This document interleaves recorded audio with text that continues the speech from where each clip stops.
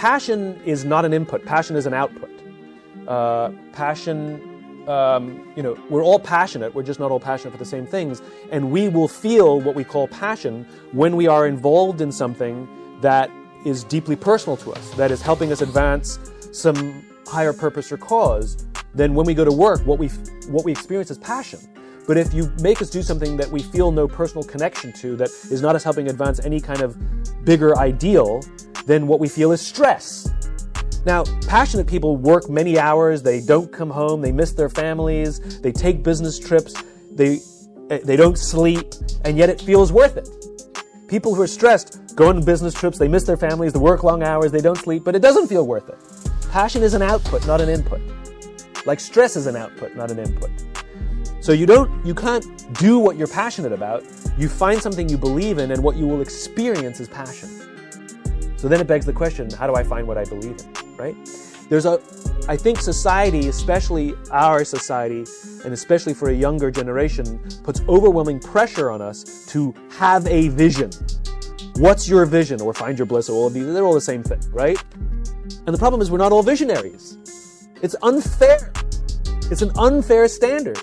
That's like telling everybody to be creative, but we're not all creative. Or everybody be good at math, but we're not all good at math. We're not all visionaries. Only a small percentage of our population are actually visionary. You don't have to have a vision. You have to find a vision, right? If you hear Martin Luther King say, I have a dream that one day little black children will hold hands on the playground with little white children, you go, that's what I want. You choose to follow Dr. King. When you hear the words of visionaries, and if they appeal to you on some visceral level, they give you goosebumps, they make you excited, they make you want to sacrifice, be a part of it, stand in line to hear them, pay money, whatever it is. Follow that, make that your vision. Take it and say, that's my vision too. You can adopt someone else's vision and make it your own. That's what we call a following. Is we have taken the visionary's vision and we have chosen to follow that vision ourselves. We are followers. That's a good thing. There's no difference between the visionary and the follower. We both see ourselves in service to something bigger than ourselves. Whether you are the originator of that idea or not is irrelevant. What it does is fuel passion. What it does is fuel conviction. So we don't have to have a vision, but we do have to find one. And so read books, watch TED Talks, read articles, be in life.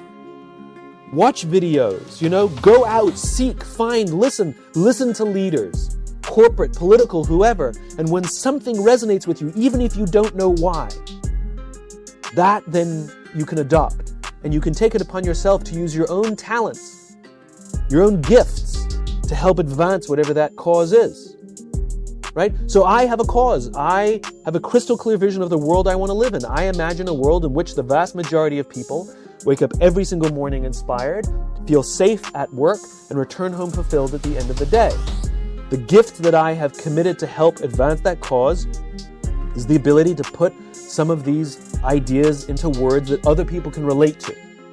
When you do a jigsaw puzzle, the first thing you do is lean the box against the wall, right? We all have a piece of the puzzle to help build this vision. My piece of the puzzle is I'm the guy that points at the box. But I'm not the guy who builds the business. Because there are other people who are better at that, the entrepreneurs and the business leaders. I want them to embrace the same picture on the box. The people who work for companies who say, I want to work for a company that does that. That's their piece. The one who's a gifted natural leader who cares. We all have at least one friend who, for whatever reason, love us and care us even when we're horrible people. That for some reason they still believe in us and they see the good in us. That's their piece of the puzzle. And so we have to commit our gifts. The reason they call them gifts is because they're forgiving. That's what gifts are. They're for giving away. If you have a gift, it's not something you take, it's something you give.